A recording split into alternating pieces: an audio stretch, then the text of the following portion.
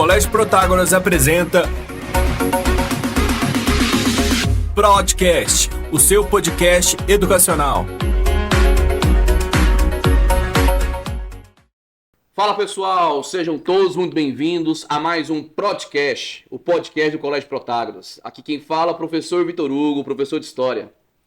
Fala galera, professor Jefté Barros, professor de História, e hoje eu e o Vitor a gente vai começar um bate-papo aqui muito interessante, extremamente relevante para Enem, para provas de vestibular em geral. Com certeza. Que a gente vai falar da Constituição Cidadã de 1988, a Constituição, a última e atual Constituição, né, promulgada no dia 5 de outubro de 1988. E para quem é meu aluno há mais tempo aí, ó, tá escutando, para quem vai ser meu aluno ou só tá escutando de curioso, eu sempre comento, Vitor, em sala de aula, a importância da gente analisar dentro da história do Brasil como um parâmetro de análise a história das constituições brasileiras. Aluno meu sabe que já pega lá e coloca de cara lá, nossa, deixa eu pesquisar um apanhado. Por quê? Porque a gente sabe muito bem, o Brasil teve até hoje, contando com essa última e atual, 7 constituições. Uma do período imperial, 1824, que faz, obviamente, parte daquele contexto ali, Dom Pedro I, beleza, poder moderador. Monarquia, modelo político monárquico. A questão dos 4 poderes interessante, a questão do voto censitário interessante, enfim. E as outras 6 que nós temos dentro do período republicano. A primeira de 1891, remetente àquele período da Primeira República, temos características de um voto aberto, voto de cabresto, que vai legitimar a nossa, o nosso coronelismo, a nossa política dos governadores e a nossa política do café com leite, a tão citada política do café com leite. Lembrando que foi no governo Deodoro da Fonseca, perfeito, período da República da Espada. Primeiro presidente da nossa república.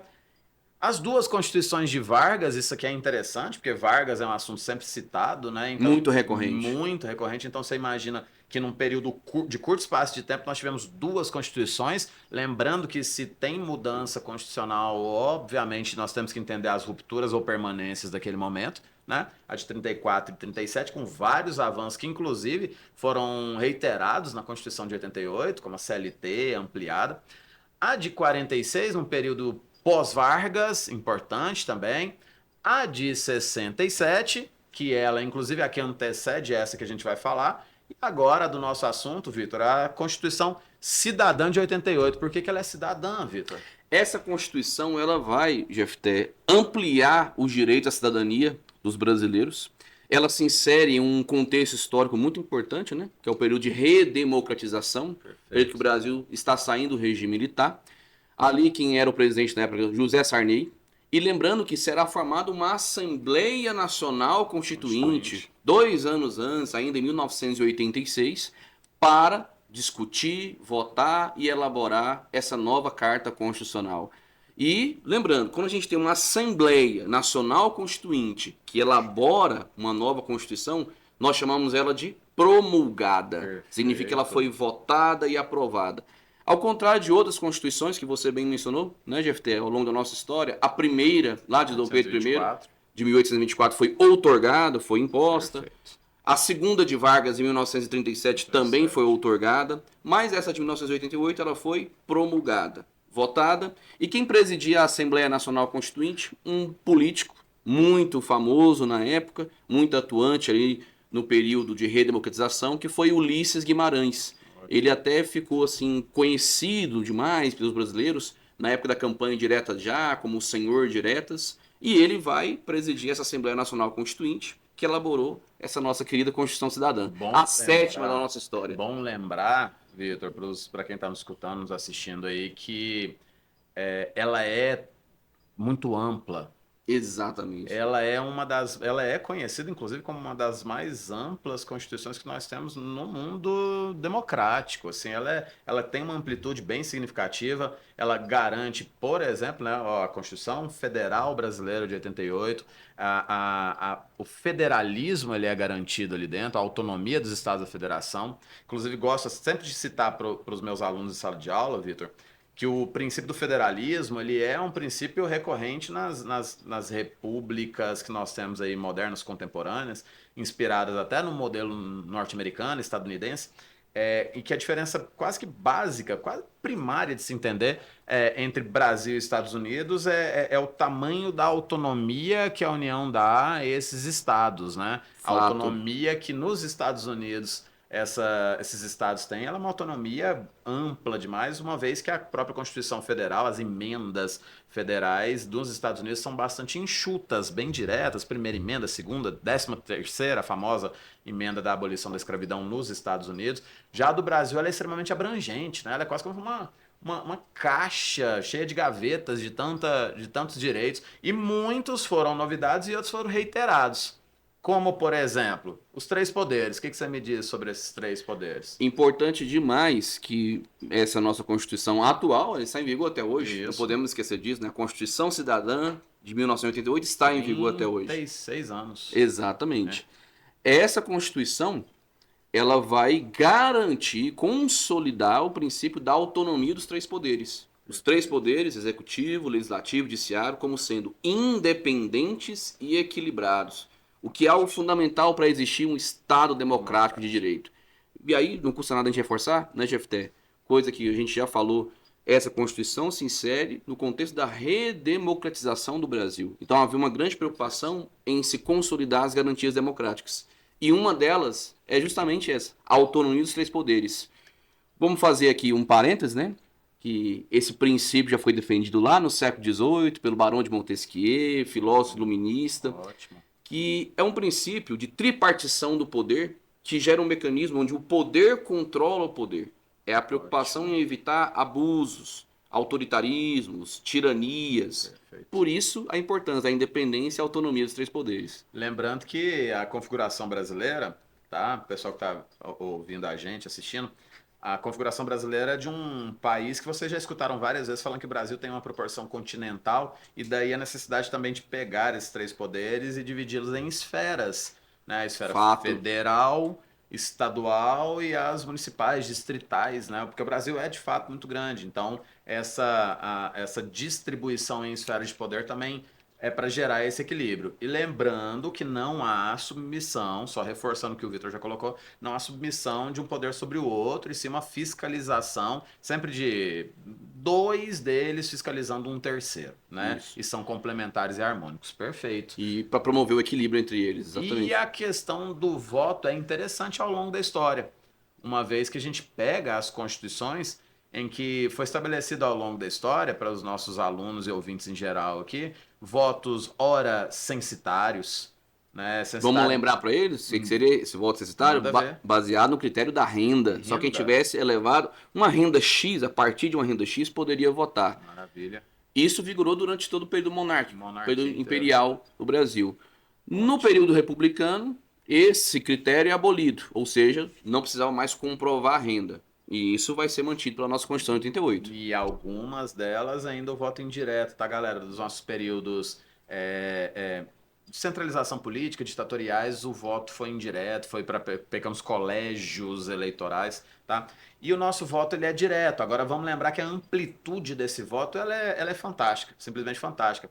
No Brasil hoje, qualquer pessoa nascida ou naturalizada no Brasil, a partir dos 16 anos de idade, de maneira facultativa, dos 16... Lembrando quais são os votos facultativos, galera que está nos escutando aqui, ó, dos 16 aos 18, acima de 70, e voto para os analfabetos, que vai ser um ponto bacana de ser abordado. Mas a partir dos 16 anos no Brasil, se o cara é brasileiro, se o cara é naturalizado no Brasil, pronto, o cara vota.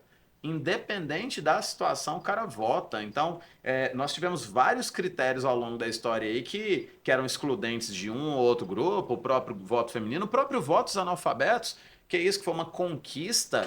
Lembrando que esse voto dos analfabetos, vale a pena lembrar, galera aí que está escutando, que esse voto ele não foi debatido lá na Constituição de 1824.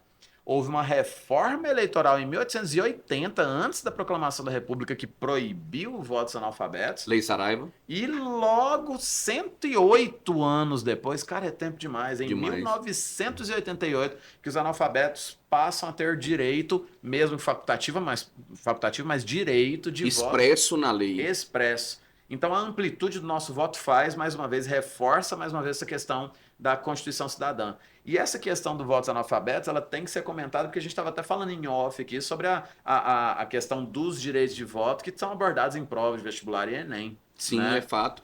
Você falou muito a questão do voto direto. A última vez que os brasileiros tinham votado para presidente diretamente, os cidadãos elegendo presidente, tinha sido em 1960, quando Jânio Quadros foi eleito.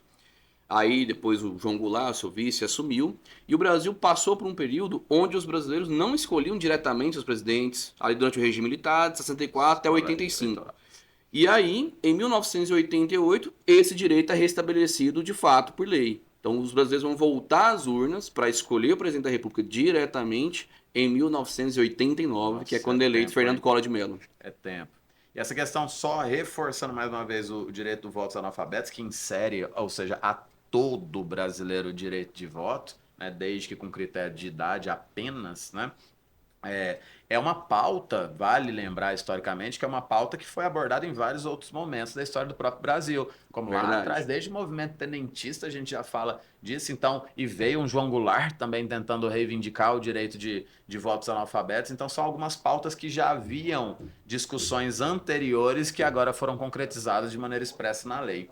Outra coisa que eu acho muito bacana, porque a gente já então reforçou aqui Autonomia dos três poderes, autonomia, eleições diretas. eleições, a questão do direito de voto extremamente amplo, né? O princípio do federalismo mantido aqui. Então, nós temos um Estado estabelecido através da democracia, o direito de voto, perfeito. Mas nós temos alguns direitos sociais, civis também bacanas de serem abordados aí, hein? Com certeza. Eu queria só reforçar aqui duas coisas, GFT. Diga. Na Constituição de 88, nós teremos o fim da censura prévia, ou seja, Bacana. nós teremos o retorno da liberdade de expressão nos meios de comunicação. Isso é muito importante para um Estado democrático de direito. Debate importante. O direito de greve volta a existir. E falando de um direito de voto, que também está relacionado a um direito social, que você muito bem disse, é a questão dos analfabetos. Eu queria bater nessa tecla com você. Importante. Por quê? Vamos pensar o seguinte. Aqui, quero fazer um debate contigo. Manda. Existem pessoas que se posicionam contra o voto dos analfabetos. Qual a argumentação que eu mais escuto? Porque a pessoa não sabe nem ler, nem escrever, em tese ela não tem condições intelectuais de participar do processo político, de escolha de um candidato e tudo. Mas aí eu levanto aqui uma questão, e queria saber a sua opinião sobre. Se a pessoa é analfabeta, ela não sabe ler, não sabe escrever, ela é porque ela quis? Será que foi uma escolha dela? Ou foi uma falha do Estado?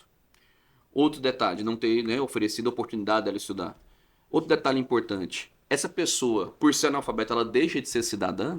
Então ela não vai poder Perfeito. participar? E a gente acabou de falar que Que o é apelido ser da cidadão. Constituição é Constituição Cidadão. Então ela vai ampliar os direitos da cidadania a todos, inclusive aos analfabetos. Vitor, é bacana a gente pontuar isso, uma vez que daria um outro podcast, fica até Daria, a dica, é né? verdade. Sobre a história da educação brasileira, sobre esse acesso à educação, o acesso mesmo, né, à educação pública, qual foram as leis, né, a legislação que ampliou a obrigatoriedade e o fato de ser público e gratuito, né? Então, assim, a gente tem um acesso que é historicamente limitado para se chegar a esse ponto das reduções das taxas de analfabetismo. E sobre a questão da cidadania, pronto, né? Não é porque o cara de repente é analfabeto que ele não sabe o que ele quer, né? Ele sabe muito bem o que ele quer, o que ele defende. Lembrando que se o nosso regime ele é um regime representativo, né? Ele também, qualquer que seja a pessoa de cabo a rabo, ela tem ali o direito de escolher representantes da sua causa, da sua defesa. Então isso é uma amplitude muito bacana. Então acho que você concorda comigo Eu nesse ponto. concordo com toda certeza. E em relação aos direitos, cara, uma das. Nem precisa debater, a gente volta de novo. Olha que legal, cara, fazendo essa ponte aí. Você fez a ponte dos três poderes lá em Barão de Montesquieu, voltamos lá no Iluminismo, mais uma vez a questão da censura me lembra de Voltaire, então fica a dica aí para quem está nos escutando, olha as pontes que a gente está fazendo. Verdade. Né, olha as pontes da Constituição de 88, voltando lá para as características do iluminismo, né, sendo aqui reforçadas. Olha a importância de a gente entender, então, aquela passagem do que vem essa idade contemporânea. Olha as características do século XVIII sendo retomadas aqui numa Constituição do século XX, válida ainda no século XXI. Né?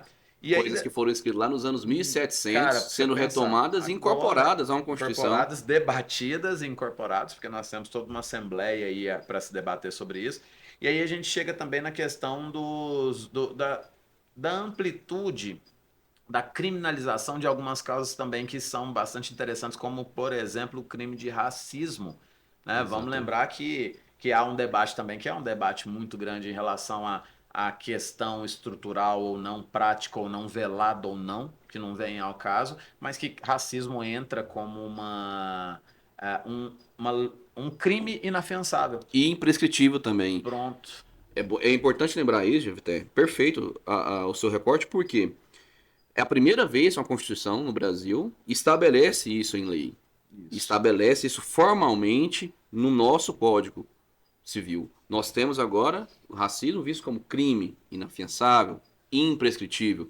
E isso, querendo ou não, é uma grande conquista social. E isso, novamente, voltando ao título, Cidadão. amplia as noções de cidadania. Lembrando que uma Constituição, ela nos estabelece ali um parâmetro de direitos e deveres, só mais uma vez, né, são as leis que constituem o país, né? Então, assim, lembrando que é por isso que nós temos aquela limitação, mas garante liberdade, sim, mas lembrando que ela é sempre limitada pelo contexto social, pelo fato de nós estarmos vivendo em sociedade, De né? Assim, fato. eu posso, tudo me é lícito, porém nem tudo me convém, ou às vezes nem tudo me é lícito, digamos isso também, porque Uhum. venhamos e convenhamos. E dentro desse sentido aqui, ó, vamos lembrar que a gente teve um debate muito grande de 88 para cá, né, esses 36 anos, sobre também essa questão associada ao racismo, às injúrias raciais e tudo. E lembrando que agora, recentemente, até nessa pegada, vamos lembrar que continuam dentro dos direitos, tá? E bastante importantes. A gente entra agora, recentemente, 2024, a um debate já da virtualidade desses crimes, dos crimes virtuais raciais, do Os crime relacionado aos cybercrimes, né? cybercrimes. Então, olha o tanto que a lei ela não ela é dinâmica, né? Ela vai de acordo com o seu tempo e de acordo com as necessidades de cada período histórico. Isso aqui é muito legal, tá? Outro reconhecimento muito interessante, então lembrando aí, é a questão também dos nossos povos tradicionais, os quilombolas. O que você me diz sobre isso? Pela primeira vez também a gente tem na Carta Constitucional o reconhecimento dos direitos dos povos indígenas, que nós sabemos que a terminologia mais correta são povos originários, e das comunidades quilombolas, remanescentes, descendentes dos antigos quilombos, núcleos de resistência à escravidão. E esse reconhecimento de direitos, ele parte tanto pela questão da posse da terra, tradicionalmente ocupam, como também em relação às suas tradições, seus costumes, Ótimo. sua cultura em geral. Tudo isso passa a ser reconhecido em lei. Vitor, isso é tão importante, porque a gente tem o debate sobre, agora jogando um pouco para os povos originários, povos tradicionais, as comunidades indígenas, e depois a gente trazendo até para os quilombolas. Nós temos ao longo da história do Brasil alguns momentos ali de debate acerca da figura das comunidades indígenas, eles associados desde a literatura, a história, a sociologia, tentando dar um encaixe e uma compreensão desse indígena como, de fato, parte componente do que é o ser chamado ser brasileiro.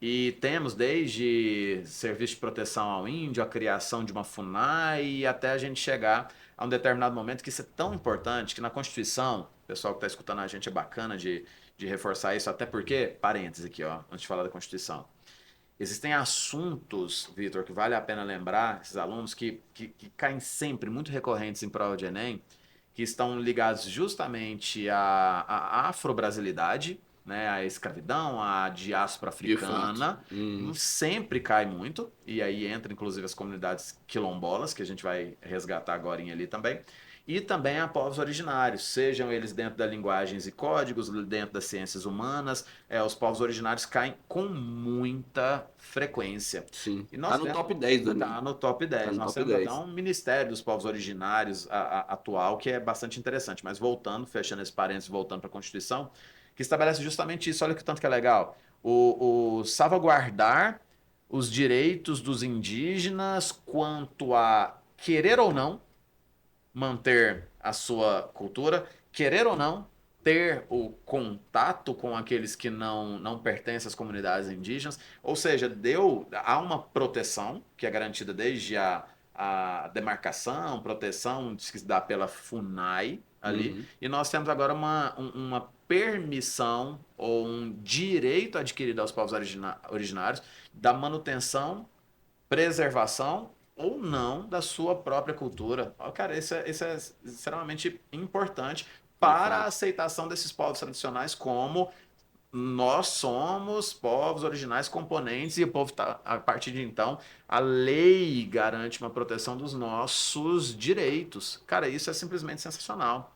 Aí, como historiador, nós dois somos aqui, eu gostaria, inclusive, mais uma vez de resgatar, porque aqui se é um podcast educacional, lembrando que existe uma linha historiográfica, Vitor, muito crescente agora na América Latina, a decolonial, a historiografia decolonial, Sim, de que fato. tá dando cada vez mais voz a esses povos tradicionais. Né? Uma ênfase à história desses povos tradicionais. A gente já tem faculdades aqui, principalmente as paulistas, para quem mira as paulistas aí, que essa historiografia decolonial, repito, que é aquela que dá voz aos povos que aqui já estavam, né, antes da conquista europeia, ela tem crescido bastante. Então, cada vez mais, falar de direito dos povos originários, e que é uma garantia constitucional de 88 para cá, reafirmada aí ao longo da história, e das comunidades quilombolas também, é de extrema relevância acadêmica. Sim, Muito e lembrando bom. que essas comunidades quilombolas também vão ter os mesmos direitos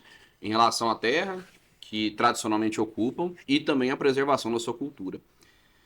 Eu gosto só Diga. abrindo aí qual é uma indicação de turismo aí, galera. Calunga. O que é isso? Comunidade Calunga. Conheça Cavalcante, vá a Chapada dos Veadeiros, uma das mais lindas cachoeiras do Brasil, a Cachoeira de Santa Bárbara, está em Cavalcante. Faça isso para você, goiano. Se você não é goiano, visite Goiás, com certeza você vai gostar. E lá nós temos a comunidade quilombola dos Calunga, que é a mais famosa, né, aqui de Goiás. Ali você não sobe o turismo sem ter um guia, porque é para fomentar a comunidade calunga, muito interessante. E assim, Jeff, eu queria só ressaltar mais duas coisas, Vontade. porque assim, infelizmente, em um podcast, né, o nosso podcast do Colégio Protágoras, não dá pra gente esgotar um tema tão amplo como esse, E uma Constituição amplo, rapaz. tão ampla como essa, amplo. né? Mas a gente está aqui ressaltando os principais pontos, as principais características, as principais conquistas dessa nossa Carta Constitucional, a 7ª e atual do nosso país. Eu queria ressaltar mais duas: a manutenção e ampliação dos direitos trabalhistas. A CLT, Consolidação das Leis Trabalhistas, que foi aprovada lá no governo Getúlio Vargas, lá em 1943, ela vai ser mantida e ampliada com essa nossa Carta Constitucional. Vou dar aqui alguns exemplos. Em relação à carga horária de trabalho, de 8 horas por dia. Essa Constituição aqui, ela vai estabelecer, por exemplo, uma carga horária básica de 44 horas semanais. Seria 8 horas de segunda a sexta, mais 4 horas no sábado. Aquele horário de comércio tradicional, né? Além da licença maternidade, teremos a licença paternidade. Teremos também o seguro-desemprego incorporado. E todas as outras conquistas, férias, 13º, tudo isso vai ser mantido. Isso é uma conquista social muito importante para os trabalhadores. E a gente não pode citar, e envolve a história regional, né, galera? Pessoal que vai prestar aí o EG, vestibulares daqui, como o UniRV, importante lembrar que foi essa Constituição de 1988, exatamente, promulgada 5 de outubro daquele ano, que vai oficializar a separação de Goiás e Tocantins, a criação do estado Tocantins. Bem lembrado. Houve um deputado chamado Siqueira Campos, que participou da Assembleia Constituinte, exatamente, que foi muito atuante nessa luta pela emancipação do norte do estado, que é uma luta que se arrastava lá desde o século XIX, movimento lá de Teutônio Segurado, era um movimento antigo que brigava, lutava pela separação e independência do norte de Goiás. E isso só se consolida aqui na Constituição de 88. Por isso o Tocantins é criado por essa Constituição e é o estado mais novo da federação. É o estado mais novo e é mais uma conquista histórica. Só lembrando então aí, galera, que vai prestar inclusive para o UFT. Aí, ó. É verdade. Né? A criação do Estado Tocantins, então, também oficializa-se no dia 1º de janeiro de 1989 e a cidade de Palmas, capital do Tocantins, ela é inaugurada dia 1º de janeiro de 1990. Então, o estado Capital mais e as jovem. capitais mais jovens, muito bom. Então, se atentem aí, galera. Até então fazia parte da nossa história de Goiás. E aí a galera também que vai pensar em Tocantins aí, vestibulares, Tocantins e Goiás. Muito bom lembrado. Vitor, é um assunto grande demais, cara. É um extenso, assunto que dá né? pra gente estender, né? À toa que ela é uma das maiores constituições, mas de toda Exatamente. forma aqui, agradeço, meu Agradeço parceiro. O demais, papo obrigado foi bom demais. Foi obrigado. maravilhoso, viu? Obrigado aí, galera. Obrigado, Fica à galera. E vontade. assim, um último comentário, eu não resisto. Galera, essa Constituição, na minha humilde opinião, é maravilhosa. Ela é muito Concordo. bem escrita. Existem alguns debates, vamos fazer uma nova Constituição, isso foi levantado aí nos últimos anos, mas eu, como historiador, acredito o seguinte, que o grande problema que nós temos no Brasil é a aplicação dessa Constituição. Concordo. Acho que mais do que pensar em mudá-la, sim pensar em aplicá-la, colocar em prática as suas resoluções, os dispositivos que já estão lá estabelecidos. Eu concordo, basta a aplicabilidade, eu concordo. É um Beleza. instrumento de aplicação. Tamo junto. Parceirinho, Um tamo brinde. junto, Valeu, um galera. Forte abraço pra Um todos abraço aí. a todos. Tchau. Tchau, tchau. Podcast, o seu podcast educacional.